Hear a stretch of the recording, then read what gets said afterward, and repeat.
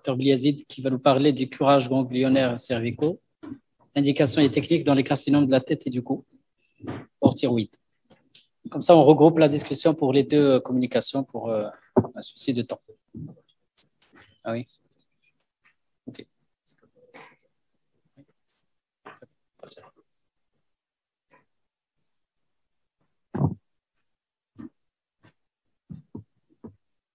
Rebonjour à tous. Alors, je suis très heureux d'être parmi vous et de traiter un sujet qui me tient vraiment à cœur, qui est celui du curage ganglionnaire. On ne parlera pas de la thyroïde, ça a été fait ce matin. La problématique ganglionnaire peut faire l'objet d'une table ronde de congrès, voire même d'un congrès tout entier. Et donc, vous comprendrez qu'en 15 minutes, je vais m'attacher au point que je trouve essentiel sur les curages ganglionnaires. Alors, donc, tout d'abord, je voudrais juste replacer la question du ganglion métastatique dans la maladie cancéreuse d'une manière générale. On l'a vu ce matin avec la classification TNM. On fait un saut en termes de péjorativité de la maladie. Le staging se passe d'emblée quasiment à un stade 3, quelle que soit la localisation. Donc, dès lors qu'on est en présence d'une maladie métastatique au ganglion, ben, on n'a plus trop droit à l'erreur parce que on sait que on n'a plus beaucoup de marge de manœuvre. Et donc, une prise en charge inadéquate équivaut à une perte de chance pour nos malades. Pour bien traiter les curages ganglionnaires, pour le chirurgien, ceci impose une parfaite connaissance de l'anatomie du cou. Et ça va conditionner bien sûr le geste qu'il va réaliser. Alors, on verra quelques éléments sémantiques. On entend parler de beaucoup de dénominations, curage, évidemment, cellulo-lymphadénectomie, neck dissection pour les anglophones. Quel curage pour quel cancer? Il y a plusieurs types de curage que l'on peut réaliser, chacun spécifique à un type de cancer, à un type de à une localisation donnée. Il y a des situations particulières qui sont les reprises ou les curages post-radiques. Et alors là, j'avais marqué perspective d'avenir, le ganglion sentinelle. Je pense que ce n'est plus tellement l'avenir, c'est le présent. Peut-être un peu moins au Maroc, mais je pense que ça se fait, ça se développe, donc on ne peut plus vraiment parler d'avenir pour le ganglion sentinelle. Si on a 2 minutes, on en touchera un mot, sinon on passera rapidement. Alors, les notions anatomiques qu'il convient de maîtriser pour le chirurgien, il faut bien connaître les structures musculo-aponevrotiques cervicales, et j'insiste sur les aponevroses, puisque les aponevroses cervicales vont être ce qui va engainer notre curage, notre pièce de curage. Et donc, le respect de ces aponevroses vont nous aider à avoir une pièce en monobloc. Les structures vasculaires et nerveuses qu'on va parfois sacrifier et d'autres fois chercher à préserver. Les voies lymphatiques, chaque organe se draine d'une manière un peu différente et il faut savoir quelles sont les spécificités de chaque organe pour ne pas sous-traiter une zone ganglionnaire. Et puis, les pièges cachés, entre guillemets, que l'on va chercher à déjouer pendant notre geste. Le rameau mentonnier du nerf facial, par exemple, qui peut donner une paralysie mentonnière, un ganglion sympathique cervical, le nerf phrénique, le canal thoracique, tout ça, nos amis chirurgiens les connaissent bien et des fois nous donnent un peu de fil à retordre. Tout le monde connaît ce schéma de Robbins sur les classifications des aires. Je ne vais pas insister énormément, mais bon, vous savez tous que les aires ganglionnaires sont délimitées par des structures anatomiques bien définies. Je passe rapidement. Alors, qu'entendons-nous par un évidement ganglionnaire ou un curage ganglionnaire?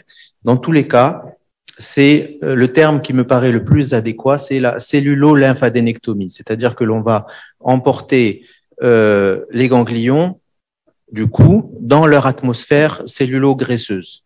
Et en aucun cas, il ne s'agit d'un picking ganglionnaire, c'est-à-dire qu'on ne va pas à la pêche aux ganglions, on n'enlève pas les ganglions un par un, on enlève une zone anatomique dans laquelle l'anapathe va retrouver les ganglions et va les analyser. C'est très important sur le plan carcinologique. Alors, voici pour les Américains les différents types de curage. Je passe rapidement pour juste mettre en opposition certaines dénominations. On va parler de curage radical versus le curage fonctionnel, c'est-à-dire que dans le curage radical, on va sacrifier des structures nobles, entre guillemets. Ça peut être un muscle, un nerf, un vaisseau. Généralement, c'est le sternoclédomastoïdien, la veine jugulaire interne, des fois le spinal, parfois même d'autres nerfs. Le curage peut être total ou sélectif. Un curage total, c'est un curage qui va emporter l'ensemble des aires ganglionnaires cervicales. Autrement, il sera sélectif s'il ne concerne pas toutes les aires. Et enfin, une notion que j'aime bien, c'est la notion de curage prophylactique versus la notion de curage thérapeutique. Notre patient au staging initial va être N0 ou N+. Et dans le premier cas, on va faire un geste prophylactique qui va chercher à déterminer si le patient est métastatique. Et dans l'autre cas, on est carrément dans un geste thérapeutique et ça n'est pas tout à fait la même chose. Donc, pour le curage prophylactique, c'est ce que les anglo-saxons appellent elective neck dissection. C'est un patient N0 et donc il est réalisé en prévention d'une maladie métastatique microscopique possible ou supposée.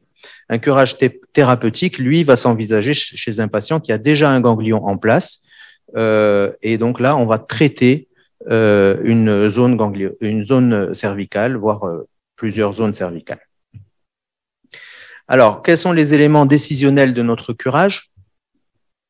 La localisation anatomique, bien entendu, on l'a vu tout à l'heure, chaque zone tumorale va se drainer d'une manière spécifique et quand on va faire un curage pour une cavité buccale, ça ne sera pas tout à fait la même chose que pour un larynx ou pour un sinus piriforme.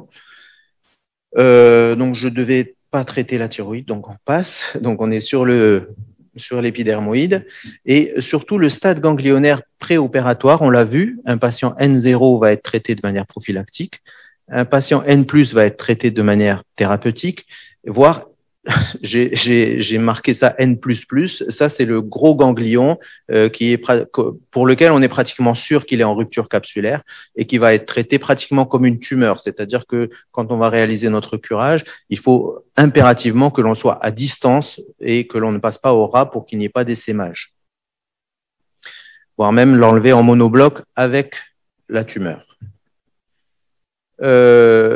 Quelques petites recettes et astuces. Donc, les voies de drainage, ça va nous faire parler de la notion de skip métastase, c'est-à-dire que les lymphatiques drainent d'une manière théorique, mais quelquefois, la théorie est prise à défaut et on peut avoir des drainages aberrants, c'est-à-dire que une tumeur, par exemple, de la cavité buccale peut aller se drainer directement dans l'air 4 en sautant l'air 2 et 3, par exemple. Donc, il faut le savoir. Les drainages croisés, surtout pour les tumeurs de la ligne médiane, et puis les sources de troubles iatrogènes, bien sûr les sacrifices nerveux, tous les nerfs crâniens, le nerf phrénique qui peut donner des troubles respiratoires après notre curage, le plexus cervical, enfin, je vous en ai toujours parlé tout à l'heure. Et puis enfin, la rançon esthétique va conditionner le choix de l'incision que l'on va faire. Quelquefois, c'est le geste lui-même. Quand on fait une laryngectomie totale, par exemple, la question de l'incision ne se pose pas. Mais quand on fait un curage isolé, on peut effectivement choisir des incisions moins inesthétiques. Alors, rapidement, quelques cas cliniques pour illustrer. Là, bon, bien sûr, c'est un carcinome de la thyroïde, mais oubliez que c'est une thyroïde parce que en fait, c'est un cas qui va présenter un curage fonctionnel postérolatéral.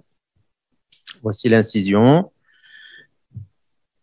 Donc, une fois le lambeau levé, vous voyez le muscle platysmal, le muscle sternoclédomastoïdien, le nerf grand auriculaire, et puis surtout la ponévrose cervicale superficielle qui va, comme je vous l'ai dit tout à l'heure, nous servir de gaine pour le curage. Donc, on va la suivre de manière très minutieuse. Une fois que l'on a commencé à récliner le muscle sternocleidomastoïdien, on voit le curage, je ne sais pas si ça marche. On voit notre zone de curage qui se draine et empaquetée en quelque sorte dans son aponévrose. Et voici donc nos éléments anatomiques qui commencent à se dessiner, le nerf spinal, le muscle homoyoïdien, etc. Alors, voilà notre curage qui se poursuit. On est dans la région sous-digastrique, donc l'aire grand 2A, le muscle digastrique, le nerf accessoire. Et vous voyez que l'on poursuit notre curage de manière très anatomique, c'est-à-dire que j'aime bien le terme qu'utilisent des fois les otologistes de squelettisation des éléments. C'est-à-dire que on a nos éléments anatomiques que l'on va conserver et en quelque sorte on va chercher à les mettre en évidence et à enlever tout ce que l'on veut enlever tout ce que l'on ne veut pas conserver. On va enlever notre curage, vous voyez, en une seule pièce, bien entendu. Il ne s'agit pas d'envoyer à l'anapathe des petits bouts de fragments. Ça a une incidence carcinologique importante. Voilà, donc on a une seule pièce. Et en fin de curage, ben ça doit être une planche d'anatomie. D'accord? Comme vous le voyez, tous les éléments sont bien montrés. Voilà. Je passe rapidement. La pièce de curage qui est enlevé en un seul bloc, mais qui peut être fragmenté ensuite, ex vivo, pour que l'anapathe puisse analyser de manière spécifique ce qui se passe dans chacune des aires ganglionnaires. Les incisions, donc on a parlé tout à l'heure d'incision. Là, on avait une incision de Paul André, une incision en J ou en L. On peut quelquefois réaliser des incisions étagées, comme l'incision de McPhee. Voici un exemple, rapidement. Alors, quelle que soit l'incision, nos impératifs restent les mêmes. Hein. On ne change pas notre technique parce qu'on a choisi une incision plus limitée. Donc, vous voyez, en fin d'intervention, on se retrouve avec une cicatrice qui est un peu plus esthétique, qui part dans les plis du cou. Ça ne nous a pas empêché de faire un geste exactement identique. C'est relatif. Voici le cas d'un patient qui a un cas N++, comme je vous ai dit tout à l'heure, c'est-à-dire 75 ans, poursuite évolutive post-radiochimiothérapique ganglionnaire. Et donc là, on va faire ce que l'on appelle un curage radical, qui va sacrifier d'emblée le muscle, le nerf spinal et la veine jugulaire interne. Donc, on a dessiné le lambeau de reconstruction. Et vous voyez ici, on enlève pas seulement ce que je vous ai dit, mais également la peau qui est elle aussi envahie. Et le curage va être mené de bas en haut, de haut en bas, peu importe. Ici, on voit la ligature de la veine jugulaire interne à la partie basse. Et on remonte progressivement le long de l'axe carotidien. On essaye de conserver le 10, il n'est pas envahi. Parfois, il est envahi ici, donc parfois, on s'aperçoit qu'on ne peut pas le conserver. Et qu'est-ce que je vous montre ici? Je n'arrive pas trop à bien voir, excusez-moi. Ce doit être le digastrique, je pense. Ça doit être le digastrique, peu importe. Donc, voici la pièce de curage qui est enlevée en totalité. Et on voit l'axe carotidien qui se met en évidence. Et en fin de curage, vous voyez, il ne reste plus que les racines du plexus cervical profond et l'axe carotidien, le 10, le 10, le 12, le digastrique. Et voici notre pièce opératoire. Bon, je passe rapidement, c'est le lambeau de grand pectoral. Le curage est monobloc. À chaque fois que la masse ganglionnaire est proche de la tumeur, on a en fait une proximité entre la tumeur et le ganglion de sorte que ça peut ne représenter qu'un seul volume à traiter.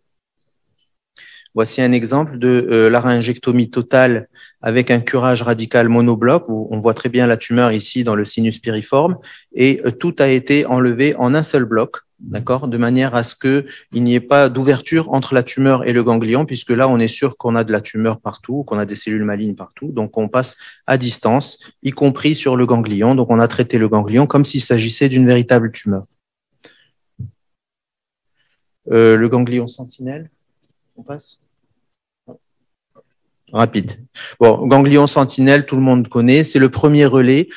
Je vais dire une seule phrase. En fait, c'est l'expression minimale du curage prophylactique.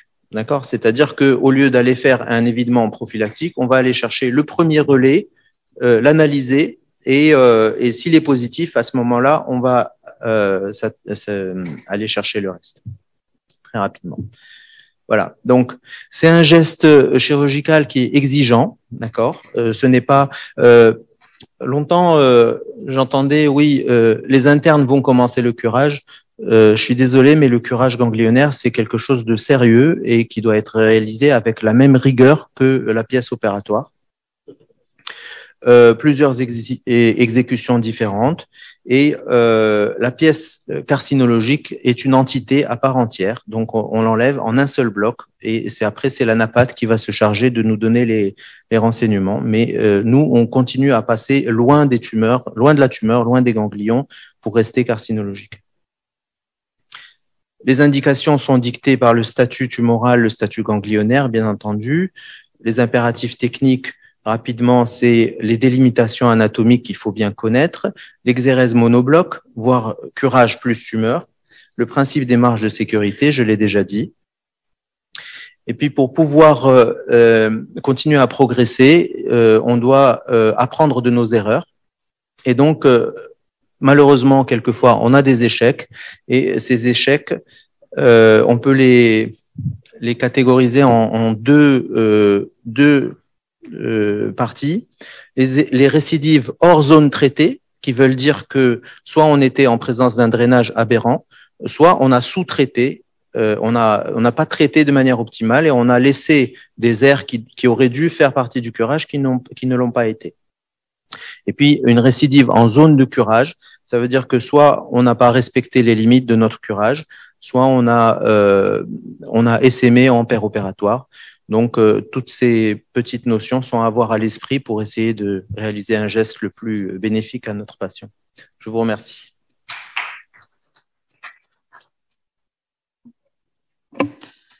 Merci beaucoup, Adil, pour cette très belle communication sur le curage.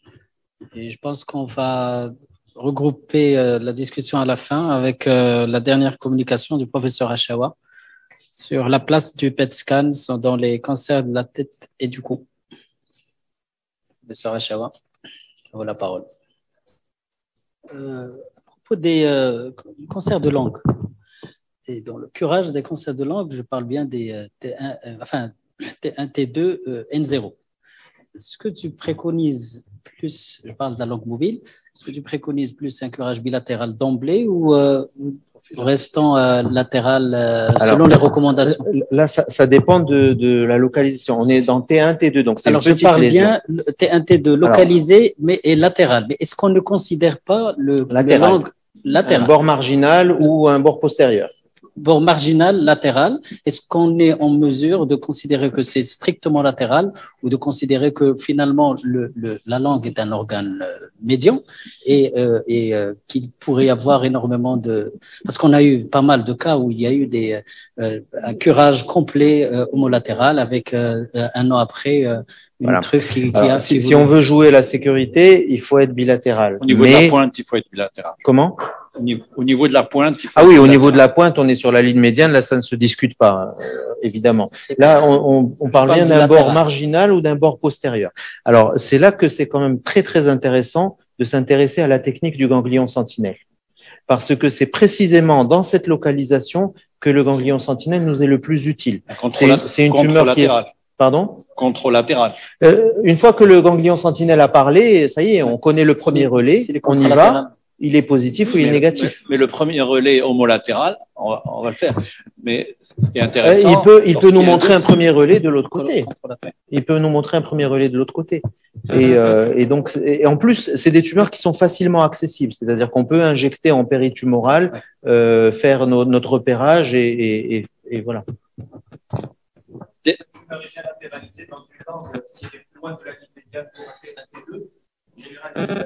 Unilatéral. Oui. C'est dans les T3, effectivement, comme tu dis si bien, Réda, quand ils sont gros et que la palpation te fait suspecter dépassement, pas dépassement. J'en parle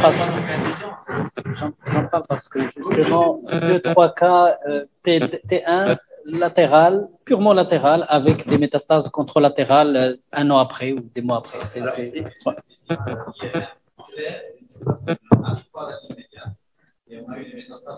Bien sûr. Bien sûr. Ouais. Bien sûr, on ne dit jamais jamais. Dans les cancers de la thyroïde, classiquement et jusqu'à maintenant, le gold standard, c'est la scintigraphie à l'iode. De plus en plus, on voit des TEP arriver. Ah, l'iode. Et est-ce que ces TEP, on les fait pour les maladies non iodo-fixantes? Est-ce qu'on les fait systématiquement? Est-ce que voilà, comment ça se passe? Alors, pour le cancer de la thyroïde, ça devient de plus en plus personnalisé. Et donc, ça dépend en fait du contexte. Quand on a un patient avec initialement faible ou haut risque, quel que soit le risque initial, quand on fait un traitement radical, quand on fait une irathérapie TG indétectable, c'est fini, à condition qu'il n'y ait pas une composante indifférenciée initialement. Ça, c'est important. Parce que, auquel cas, il va falloir surveiller par l'imagerie morphologique en plus. Par contre, si on a après traitement une carte blanche isotopique, un taux TG qui est là et qui continue à augmenter, ça veut dire que ma tumeur, elle commence à se dédifférencier, elle échappe au traitement par iode 131. Et dans ce cas, il faut absolument faire un bilan morphologique complet, idéalement un PET scan.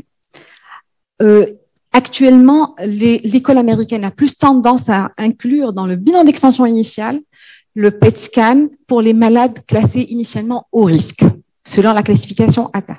Donc, d'emblée, dans le bilan initial, ils font une chirurgie totale, un PET scan en sevrage juste avant l'irathérapie, une irathérapie, et puis en fonction de ça, ils stadifient de manière correcte la maladie pour pouvoir déterminer la stratégie thérapeutique. Le cas assez typique, c'est, je vois en face de moi un malade qui a été opéré d'un cancer de la thyroïde, qui a un ganglion qui est très suspect, une thyroglobine élevée, et moi, chirurgien, j'ai besoin de savoir qu'est-ce que je dois curer. Est-ce que je dois reprendre l'air récurrentiel seul? Est-ce que je dois reprendre le cervical, le latéral, etc.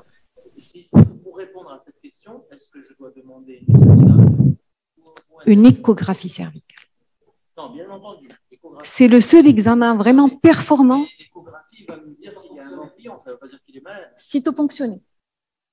C'est ce qu'on a tendance à faire.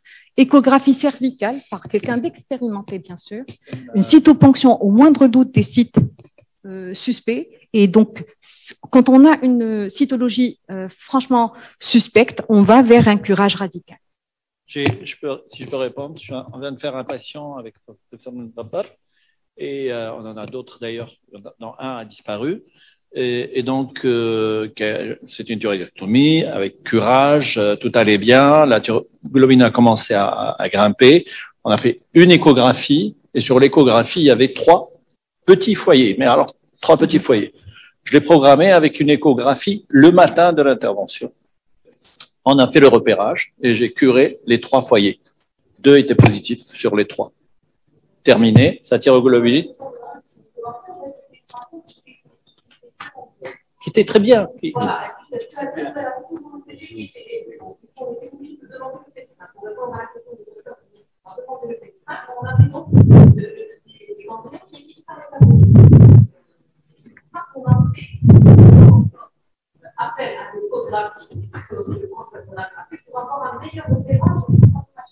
C'était vraiment un GPS. Je suis parti directement, il n'y avait rien autour, il y avait 3 blocs de ganglions. Là, je ne sais pas si tu te rappelles de ce. Il y a 2 effets. Pour moi, il y a 2 effets. Le premier, c'est la taille des ganglions métastatiques. Et en cancer de la thyroïde, on sait très bien qu'on a des ganglions de 2 mm, 3 mm qui sont surcapsulaires.